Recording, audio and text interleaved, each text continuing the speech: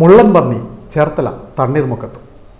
ചേർത്തല തണ്ണീർമുക്കം ബണ്ടിന് സമീപത്താണ് കഴിഞ്ഞ ദിവസം പുലർച്ചെ കാട്ടിൽ മാത്രം കണ്ടുവരുന്ന മുള്ളൻ പന്നിയെ കണ്ടത്. ആഫ്രിക്കൻ പന്നിപ്പനി സ്ഥിരീകരിച്ച പശ്ചാത്തലത്തിൽ മുള്ളൻ പന്നിയെ കണ്ടത് തണ്ണീർമുക്കത്ത് ചർച്ചയായിട്ടുണ്ട്.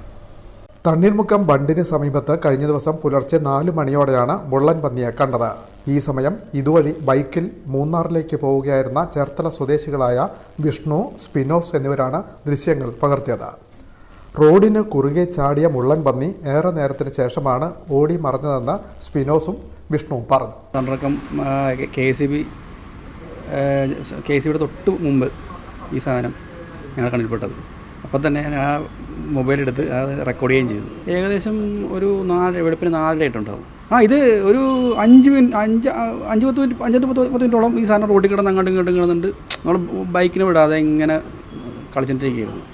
അടുത്തു ചെന്നാൽ മുള്ളു തെറിപ്പിക്കുമെന്ന ഭയത്താൽ അടുത്തേക്ക് പോയില്ലെന്ന് യുവാക്കൾ പറഞ്ഞു.